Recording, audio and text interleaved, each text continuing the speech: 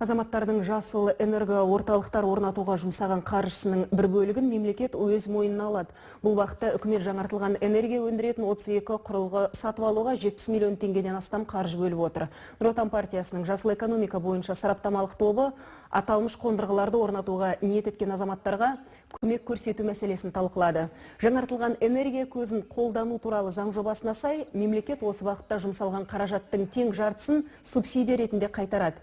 Елімізде 70-ке жуық елді мекенге орталықтандырылған энергия көзін жеткізу шығыны көп жұмыс деп танылып отыр. Жаңа технологияны 8 аймақта орнату көзделген. Ол Алматы, Атырау, Шығыс Қазақстан, Қарағанды, Маңғыстау және Оңтүстік Қазақстан облыстары. Қондырғының орташа бағасы 4 миллион теңгеге бағаланды. Домохозяйство, то есть физическое лицо. Жеке тұлғалар өз қаражатына 5 квадраттан аспайтын қазақстандық жаңартылған энергия көзін өндіретін қондырғы алады. Төлемақы жүйесі орнатылып, іске қосылғаннан кейін төленеді. Әр қарай азамат әкімдікке өтініш жазып, арнайы комиссия қондырғысының іске жарамдылығын тексереді. Содан кейін өтемақы белгіленеді.